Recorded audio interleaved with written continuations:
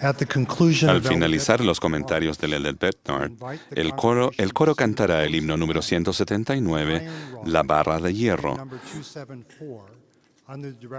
Número 174. Lo dirigirá Sarah Orgil y la última oración lo ofrecerá Austin Hansen. Ahora tendré el privilegio de presentar al orador de esta noche. El Elder Bednar fue llamado al Quórum de los 12 Apóstoles de la Iglesia de Jesucristo de los Santos de los Últimos Días el 7 de octubre de 2004. Antes de ser llamado al Quórum de los 12, el Elder Bednar sirvió como 70 autoridad de área, como autoridad general y como representante regional, y en 2 ocasiones como presidente de estaca y como obispo. El Elder Bednar nació en Oakland, California, el 15 de junio de 1952. Sirvió como misionero en el sur de Alemania y luego asistió a la Universidad Brigham Young, donde recibió su licenciatura y maestría. También obtuvo un doctorado en comportamiento organizativo en la Universidad Purdue. Después de terminar sus estudios, el Elder Bednar fue catedrático en Administración de Empresas en la Universidad Tecnológica de Texas y en la Universidad de Arkansas. Luego sirvió como rector de BYU, Idaho, de 1997 a 2004. El Elder Bednar se selló con Susan K. Robinson en el Templo de Salt Lake el 20 de marzo de 1975 y tienen 3 hijos.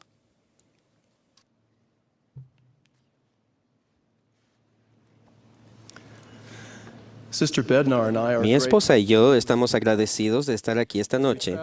Al viajar por el mundo, apreciamos las oportunidades de reunirnos con jóvenes fieles como ustedes y de aprender de ustedes. Esta noche pido la ayuda del Espíritu Santo mientras adoramos juntos y buscamos unidos recibir enseñanzas de lo alto.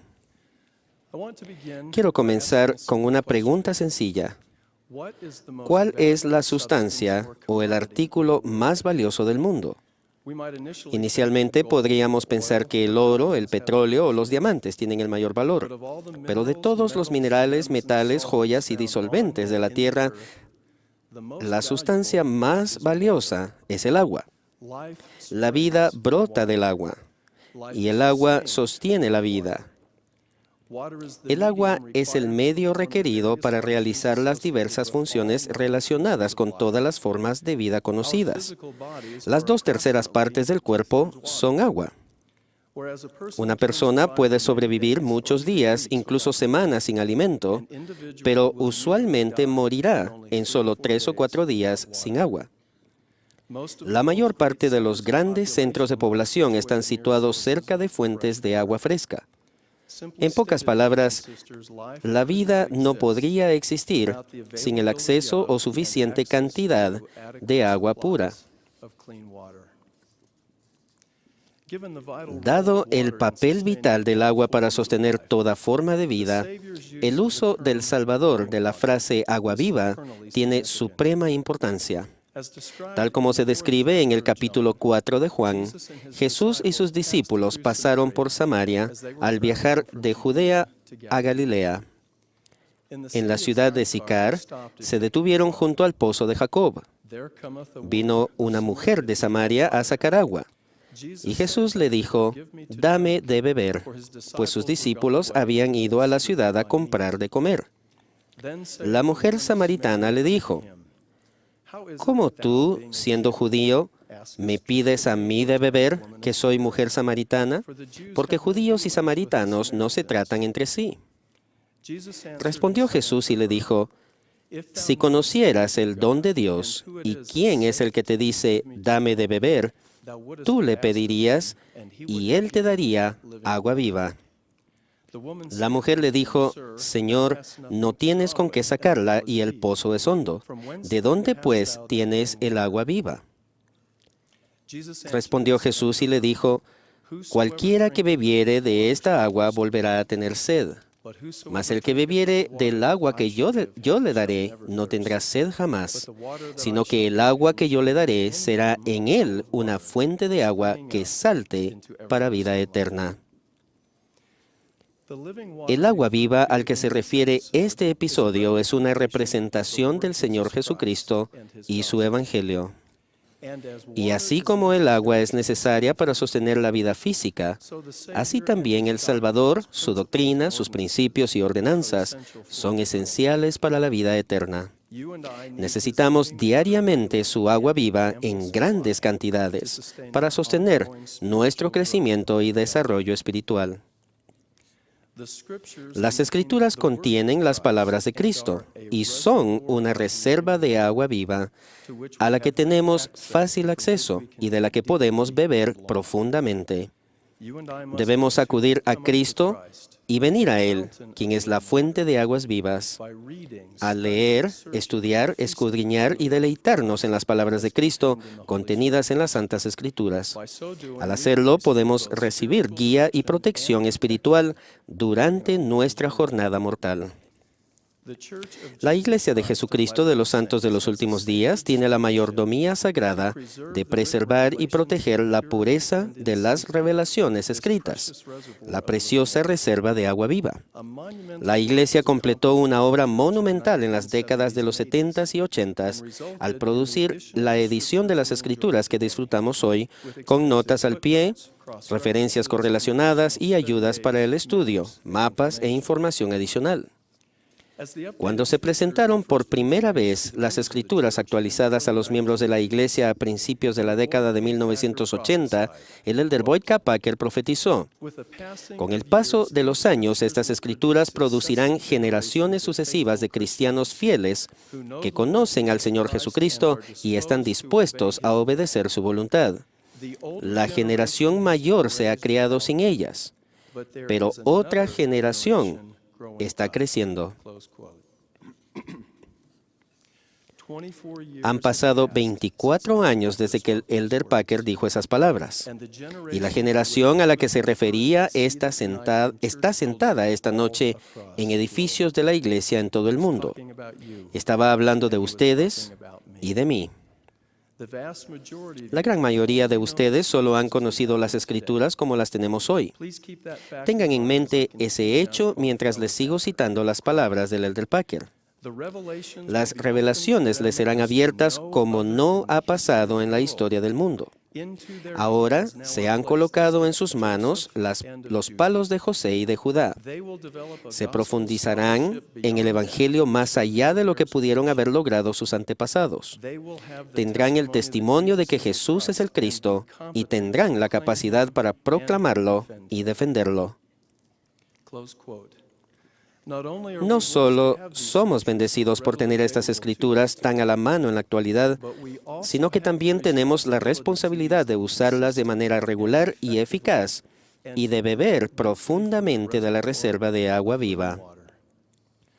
Creo que esta generación de jóvenes está más sumergida en las Escrituras, conoce más a fondo las palabras de los profetas y es más propensa a acudir a las revelaciones en busca de respuestas que cualquier generación pasada.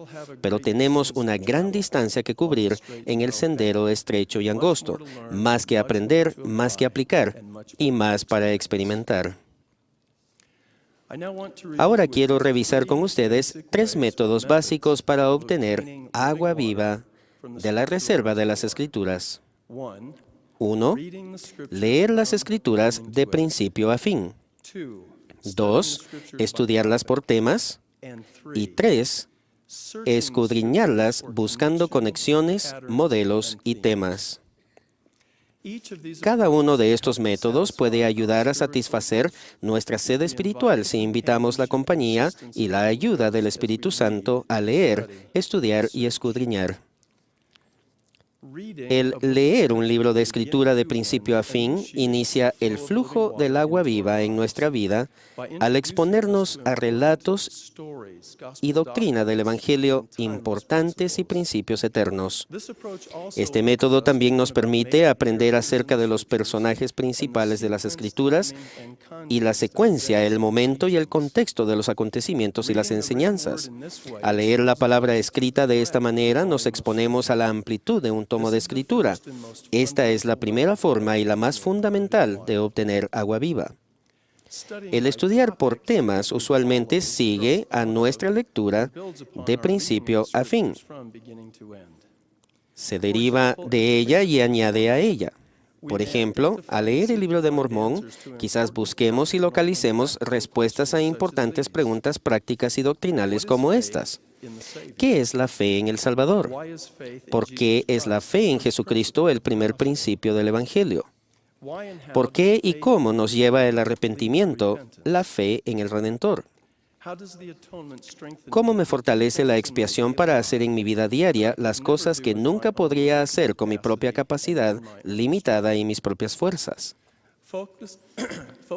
El concentrarnos en esas preguntas y estudiar por temas, usando la guía para el estudio de las Escrituras, nos permite escudriñar y explorar la profundidad de las Escrituras y obtener un conocimiento espiritual mucho más abundante. Ese método acelera el flujo del agua viva en nuestra vida. Tanto la lectura de principio a fin como el estudio por temas son requisitos previos para el tercer método básico de obtener agua viva de la reserva de las Escrituras. Aunque la lectura de principio a fin nos da una amplitud básica de conocimiento, el estudiar por temas aumenta la profundidad de nuestro conocimiento. El escudriñar las revelaciones buscando conexiones, modelos y temas incrementa nuestro conocimiento espiritual al unir y expandir esos primeros dos métodos. Extiende nuestra perspectiva y nuestra comprensión del plan de salvación. A mi juicio, el escudriñar diligentemente para descubrir conexiones, modelos y temas es en parte lo que significa deleitarse en las palabras de Cristo. Este método puede abrir las compuertas de la reserva espiritual, iluminar nuestra comprensión mediante su espíritu y producir una profunda gratitud por las Santas Escrituras y un nivel de compromiso espiritual que no puede recibirse de otra manera. El escudriñar nos permite edificar sobre la roca de nuestro Redentor y resistir los vientos de la iniquidad en estos últimos días. Deseo recalcar un punto esencial. Podrían suponer que una persona necesita mucha educación formal para usar los métodos que les estoy describiendo, pero eso no es verdad. Cualquier persona que sinceramente busque la verdad, sin importar su preparación académica, puede tener éxito con estos métodos. No necesitamos sofisticadas ayudas para la enseñanza y no debemos depender extensamente del conocimiento espiritual de los demás. Solo necesitamos el deseo sincero de aprender, la compañía del Espíritu Santo, las Escrituras y una mente activa e inquisitiva. El profeta José Smith enseñó: escudriñad las Escrituras. Escudriñad las Escrituras, escudriñad las revelaciones que publicamos y pedid a vuestro Padre Celestial en el nombre de Jesucristo que os manifieste la verdad. Y si lo hacéis con el solo fin de glorificarlo, no dudando nada, Él os responderá por el poder de su Santo Espíritu. Entonces podréis saber por vosotros mismos y no por otro. No tendréis entonces que depender del hombre para saber de Dios. Si pedimos, buscamos y llamamos, conservándonos siempre dignos de aprender del Espíritu, entonces se nos abrirán las compuertas de la reserva espiritual y fluirá el agua viva. Lo testifico y prometo que es verdad. Permítanme explicar brevemente y dar ejemplos de lo que quiero decir con conexiones, modelos y temas. Una conexión es una relación o un enlace entre conceptos, personas, cosas o acontecimientos, y las Escrituras están llenas de ellas.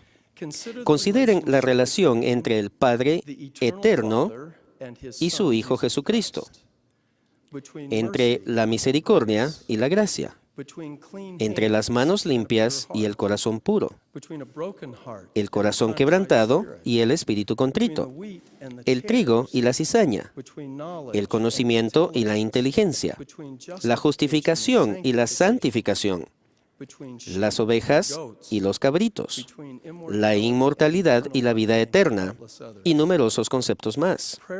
El localizar, aprender y meditar en esas conexiones con oración, por ejemplo, las similitudes y las diferencias, es una fuente primordial de agua viva y produce comprensión inspirada y tesoros de conocimiento escondido.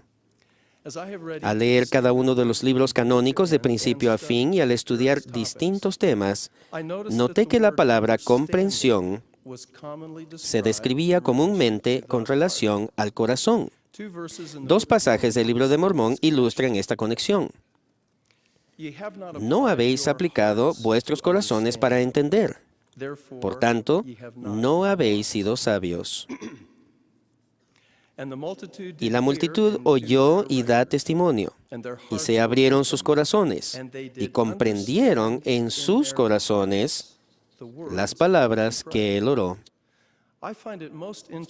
Me es muy interesante que en estos y muchos otros pasajes, esa comprensión está enlazada principalmente con el corazón. Nótese que no se nos aconseja explícitamente aplicar la mente para comprender. Obviamente debemos usar la mente y el razonamiento para obtener y evaluar información y para llegar a conclusiones y juicios correctos. Pero quizás nos estén sugiriendo las Escrituras que la razón y el brazo de la carne no son suficientes para producir la verdadera comprensión, la cual, según el uso se da en las Escrituras, no se refiere únicamente ni primordialmente al intelecto, ni a la comprensión cognitiva, sino ocurre cuando lo que sabemos en la mente se confirma como verdadero en el corazón mediante el testimonio del Espíritu Santo.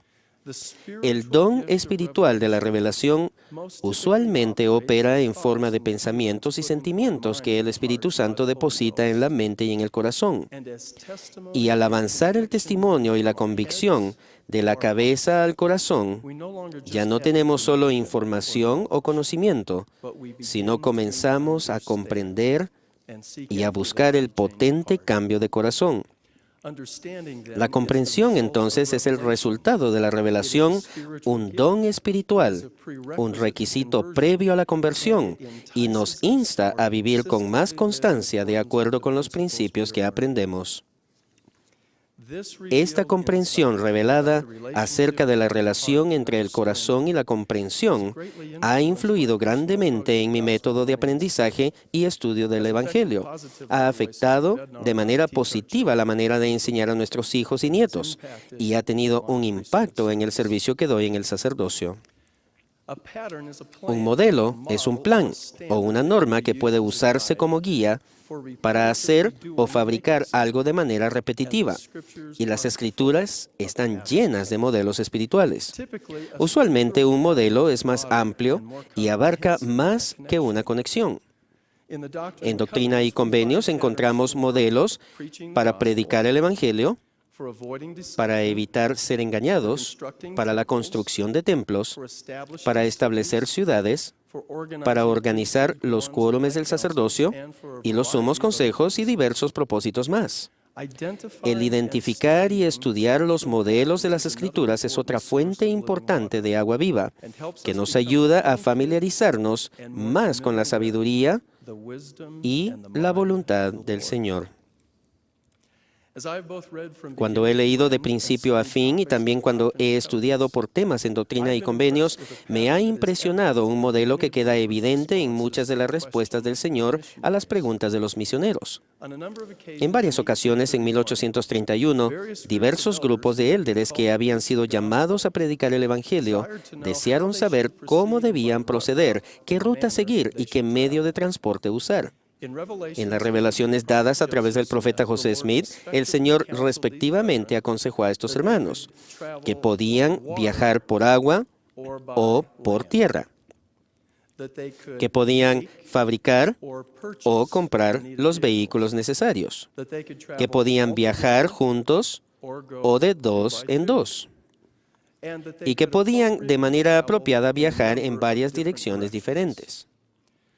Las revelaciones daban instrucciones específicas a los hermanos de tomar esas decisiones según os parezca bien, o conforme a lo que les sea manifestado según su criterio. Y en cada uno de esos casos el Salvador declaró, a mí me es igual. Tal vez nos sorprenda esa declaración del Señor de que le es igual lo que hagamos en esas cosas. Claramente el Señor no les decía a esos misioneros que no les importaba lo que ellos hicieran, sino que recalcaba la importancia de poner en primer término lo más importante y concentrarse en las cosas debidas, que en esos casos era llegar al campo de labor asignado e iniciar la obra. Debían ejercer la fe, usar el buen juicio, actuar de acuerdo con la guía del Espíritu y determinar la mejor forma de viajar a su asignación. Lo esencial era la obra que se les había llamado a realizar. La manera de llegar no era esencial. ¡Qué modelo tan asombroso que podemos aplicar en nuestra vida! Jesucristo nos conoce y nos ama individualmente.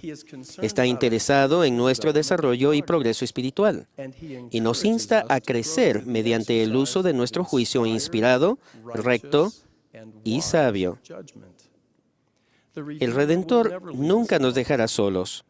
Siempre debemos orar pidiendo guía y dirección y buscar la compañía constante del Espíritu Santo. Pero no debemos desmayar ni sentirnos desanimados si no recibimos rápidamente respuestas a nuestras peticiones de dirección o ayuda. Esas respuestas casi nunca llegan de una sola vez. Se impediría nuestro progreso y se debilitaría nuestro juicio si se nos diera toda respuesta inmediatamente y sin requerir el precio de la fe, el trabajo, el estudio y la persistencia. El modelo que estoy describiendo queda ilustrado claramente en la siguiente instrucción a esos misioneros de antaño. Yo, el Señor, estoy dispuesto, y si alguno de vosotros desea ir a caballo, o en mula, o por carro, recibirá esta bendición, si la recibe de mano del Señor, con un corazón agradecido en todas las cosas. Queda en vosotros hacer estas cosas según vuestro juicio y las indicaciones del Espíritu. He aquí, el reino es vuestro, y estoy siempre con los fieles, así sea. Amén. Las cuestiones principales de este episodio no son los caballos, las mulas ni los carruajes, sino la gratitud, el juicio y la fidelidad. Sírvanse notar los elementos básicos de este modelo. Un corazón agradecido en todas las cosas, según vuestro juicio y las indicaciones del Espíritu. Y 3, el Salvador siempre está con los fieles. Pueden comenzar a percibir la guía y certeza, la renovación y fortaleza que se pueden recibir al seguir este modelo sencillo para el juicio justo y recto. En verdad, los modelos de las Escrituras son una valiosa fuente de agua viva. Los juicios más difíciles que hacemos pocas veces son entre el bien y el mal, o entre alternativas atractivas y no atractivas. Usualmente las decisiones más difíciles son entre el bien y el bien. En este episodio de las Escrituras, los caballos, las mulas y los carruajes pueden haber sido opciones igualmente eficaces para viajar. De manera similar, ustedes y yo podríamos ubicar diferentes oportunidades u opciones aceptables que podríamos elegir. Debemos recordar este modelo de las Escrituras al tomar decisiones importantes. Si ponemos lo más importante en primer término en nuestra vida, cosas como ser un discípulo dedicado, honrar los convenios y guardar los mandamientos, entonces seremos bendecidos con inspiración y buen juicio al avanzar por el sendero que nos conduce de regreso al hogar celestial. Si ponemos en primer lugar lo más importante, no podremos errar. Los temas son cualidades o conceptos que dominan, se repiten y unen como hilos esenciales entretejidos en el texto. Generalmente, los temas de las Escrituras son más amplios y globales que los modelos o las conexiones. De hecho, proveen el entorno y el contexto para extender dichas conexiones y modelos. El proceso de buscar y determinar los temas de las Escrituras nos conduce a las doctrinas fundamentales y a los principios de salvación, a las verdades eternas que invitan el testimonio confirmador del Espíritu Santo. Este método para obtener agua viva de la reserva de las Escrituras es el más exigente y riguroso, pero también rinde la máxima edificación y reanimación espiritual. Y las Escrituras están repletas de temas poderosos. Por ejemplo, el Libro de Mormón salió en esta dispensación para convencer al judío y al gentil de que Jesús es el Cristo, el eterno Dios, que se manifiesta a sí mismo a todas las naciones. El tema central y repetitivo del Libro de Mormón es la invitación a todos. Venid a Cristo y perfeccionaos en Él. Las enseñanzas, las advertencias, amonestaciones y episodios de este maravilloso libro de Escritura se centran en Jesús el Cristo y testifican de Él como Redentor y nuestro Salvador. Permítanme dar algunos ejemplos más de temas importantes, valiéndome de pasajes del Libro de Mormón. Si los hijos de los hombres guardan los mandamientos de Dios, Él los alimenta y los fortifica, y provee los medios por los cuales pueden cumplir lo que les ha mandado. Seguid adelante con firmeza en Cristo. Existen los hombres para que tengan gozo. Con la fuerza del Señor puedes hacer todas las cosas. La maldad nunca fue felicidad. Si prometen no reírse, les contaré uno de los métodos sencillos que uso para buscar temas en las Escrituras. No recomiendo que ustedes usen el mismo método, porque cada cual usa métodos diferentes con el mismo resultado eficaz. Sencillamente describiré el proceso que funciona bien para mí. Al prepararme para un discurso reciente, sentí la impresión de hablar del espíritu y los propósitos del recogimiento. Había estado estudiando y meditando el mensaje reciente del Elder Nelson en la Conferencia General sobre el principio del recogimiento, y el tema era perfectamente adecuado para la naturaleza de mi asignación. Percibí que tenía mucho que aprender de las Escrituras acerca del tema, así que busqué y saqué copias de todos los pasajes en los libros canónicos con cualquier variación de la palabra recoger. Enseguida leí cada pasaje buscando conexiones, modelos y temas. Es importante notar que no comencé a leer buscando ciertas cosas preconcebidas. Oré pidiendo la ayuda del Espíritu Santo y sencillamente comencé a leer. Al estudiar los pasajes acerca del recogimiento, marqué con lápiz de color los que tenían frases o puntos de énfasis similares. Cuando había leído todos los pasajes, algunos de los versículos estaban marcados en rojo, algunos de verde y algunos de otros colores. Ahora, esta es la parte que quizás los haga reír. Después usé las tijeras para recortar los pasajes que había copiado y colocarlos en pilas según su color. Este proceso produjo una pila grande de pasajes marcados de rojo, otra de pasajes marcados de verde, etc. Luego clasifiqué los pasajes dentro de cada pila grande en pilas más pequeñas. Me imagino que cuando cursaba el primer grado me gustaba mucho recortar con tijeras y poner las cosas en pilas. Los resultados de este proceso me enseñaron mucho acerca del principio del recogimiento. Por ejemplo, al examinar las pilas grandes, aprendí que los pasajes describen por lo menos 3 aspectos claves del recogimiento: los propósitos, los tipos y lugares del recogimiento y las bendiciones del recogimiento. Advertí que algunos de los propósitos primordiales eran adorar, recibir consejo e instrucción, edificar la iglesia y brindar defensa y protección. Al estudiar acerca de los tipos y lugares de recogimiento, descubrí que somos recogidos en familias eternas, en la iglesia restaurada, en las estacas de Sión, en los santos templos y en 2 grandes centros, la antigua Jerusalén y la ciudad de Sión o la nueva Jerusalén. Sentí agradecimiento al aprender que la edificación, preservación y fortaleza son algunas de las bendiciones del recogimiento. A través de este proceso sentí un agradecimiento más profundo por el espíritu del recogimiento, como parte integral de la restauración de todas las cosas en la dispensación del cumplimiento de los tiempos. Ahora, no tomaré el tiempo para relatar las otras cosas que aprendí. Mi propósito es ilustrar brevemente una manera de buscar los temas de las Escrituras. Hermanos y hermanas, son maravillosas las bendiciones de conocimiento, comprensión, revelación y júbilo espiritual que podemos recibir al leer, estudiar y escudriñar las Escrituras.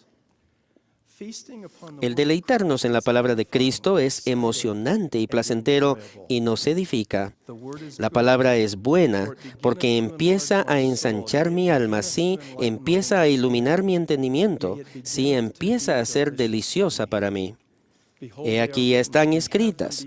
Las tenéis ante vosotros, por lo tanto escudriñadlas, y serán en vosotros una fuente de agua que salte para vida eterna. Al leer, estudiar y escudriñar durante varios años, me he concentrado muchas veces en la doctrina de la expiación de Jesucristo. No hay otro acontecimiento, conocimiento ni influencia que haya ejercido un mayor impacto en mí en mis 54 años de vida que el leer, estudiar a fondo y escudriñar repetidamente buscando conexiones, modelos y temas relacionados con la doctrina de la expiación. Esta doctrina central y salvadora ha destilado gradualmente en mi alma como el rocío del cielo.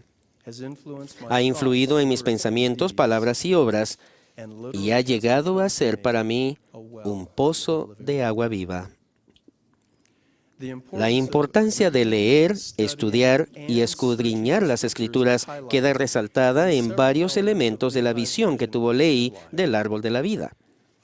El padre Lehi vio a varios grupos de personas que seguían adelante por el sendero estrecho y angosto, tratando de llegar al árbol y su fruta. Los integrantes de cada grupo habían entrado al sendero por la puerta del arrepentimiento y el bautismo por agua, y habían recibido el don del Espíritu Santo. El árbol de la vida es el elemento central del sueño, y en Primera Nefi, capítulo 11, se indica que es una representación de Jesucristo. El fruto del árbol simboliza las bendiciones de la expiación del Salvador. Resulta interesante que el tema principal del libro de Mormón de invitar a todos a venir a Cristo es el punto central de la visión de Lehi. La barra de hierro que conduce al árbol es de gran interés porque representa la palabra de Dios. En 1 Nefi capítulo 8, versículos 21 al 23, aprendemos de un grupo de personas que se adelantaron e ingresaron al sendero que conduce al árbol de la vida. No obstante, al encontrarse con los vapores de tinieblas, que representan las tentaciones del diablo, perdieron el camino, se alejaron y se perdieron. Es importante notar que en estos versículos no se hace mención de la barra de hierro. Los que no hacen caso de la palabra de Dios o la tratan a la ligera no tienen acceso a esa brújula divina que señala el camino al Salvador. Consideren el hecho de que los de este grupo entraron al sendero y siguieron adelante, exhibiendo una medida de fe en Cristo y una convicción espiritual, pero fueron desviados por las tentaciones del diablo y se perdieron. En los versículos del 24 al 28 leemos de otro grupo de personas que entraron en el sendero estrecho y angosto que conduce al árbol de la vida y que siguieron adelante, avanzaron a través del vapor de tinieblas, asidos a la barra de hierro, hasta que llegaron y participaron del fruto del árbol. Sin embargo, cuando los ocupantes del edificio grande y espacioso se burlaron de ellos, sintieron vergüenza y cayeron en senderos prohibidos y se perdieron. Sírvanse notar que en las Escrituras dice que este grupo se asió de la barra de hierro. Resulta importante que el segundo grupo haya avanzado con fe y dedicación. También contaban con la bendición adicional de la barra de hierro y estaban asidos a ella. No obstante, cuando enfrentaron la persecución y la adversidad, cayeron en senderos prohibidos y se perdieron. Aún con fe, dedicación y la palabra de Dios, este grupo se perdió. tal vez porque solo leían o estudiaban o escudriñaban periódicamente las Escrituras. Tal vez tenían solo arranques ocasionales de estudio o se sumergieron de manera irregular en lugar de una inmersión constante y regular en la palabra de Dios. En el versículo 30 leemos del tercer grupo de personas que avanzaron asidos constantemente de la barra de hierro, hasta llegar y postrarse y comer del fruto del árbol. La frase clave de este versículo es asidos constantemente a la barra de hierro. El tercer grupo también avanzó con fe y convicción. Sin embargo, no hay ninguna indicación de que se hayan alejado, que hayan caído en senderos prohibidos o se hayan perdido. Quizás hayan leído y estudiado y escudriñado constantemente las palabras de Cristo. Quizás haya sido el constante flujo de agua viva lo que salvó al tercer grupo de perecer. Ustedes y yo debemos esforzarnos por ser parte de este grupo. ¿Qué significa la barra de hierro que nuestro padre vio que conducía al árbol? Y les dije que era la palabra de Dios y que quienes escucharan la palabra de Dios y se aferraran a ella, no perecerían jamás, ni los vencerían las tentaciones ni los ardientes dardos del adversario para cegarlos y llevarlos hasta la destrucción. Ahora, hermanos y hermanas, ¿cuál es entonces la diferencia entre asirse y aferrarse a la barra de hierro? Permítanme sugerir que aferrarse conlleva el uso constante y con oración de los tres medios de obtener agua viva que hemos analizado esta noche. Y aconteció que vi que la barra de hierro que mi padre había visto representaba la palabra de Dios, la cual conducía a la fuente de aguas vivas o árbol de la vida. Cada uno de los métodos, leer de principio a fin, estudiar por temas y buscar conexiones, modelos y temas, edifica, instruye y brinda una porción intermitente del agua viva del Salvador. No obstante, yo creo que el uso regular de los tres métodos produce un flujo más constante de agua viva y es en gran medida lo que significa aferrarse a la barra de hierro. Durante nuestras actividades normales del día, ustedes y yo perdemos una gran cantidad de agua que compone gran parte de nuestro cuerpo físico. La sed es la exigencia de agua por parte de las células y debemos reponer diariamente el agua del cuerpo. Francamente, no tiene sentido llenarnos ocasionalmente de agua con largos periodos intermedios de deshidratación. Y lo mismo se aplica a la sed espiritual, que es la necesidad de agua viva. Un flujo constante de agua viva es muy superior a los sorbos esporádicos. ¿Están leyendo, estudiando y escudriñando diariamente las Escrituras de una manera que nos permita aferrarnos a la barra de hierro? ¿O estamos solo asidos? ¿Están ustedes y yo avanzando hacia la fuente de aguas vivas, confiando en la palabra de Dios? Estas son preguntas importantes en las que debemos reflexionar con oración. Esta noche, al concluir, cantaremos juntos el himno La barra de hierro. En verdad, esta canción de los justos será una oración ferviente y conmovedora. Que tengamos oídos para escuchar las lecciones de este himno. Testifico de Jesucristo y del poder de su palabra. Él es el Hijo del Eterno Padre, y yo sé que Él vive. Testifico que el aferrarnos a la barra de hierro nos conducirá a su agua viva.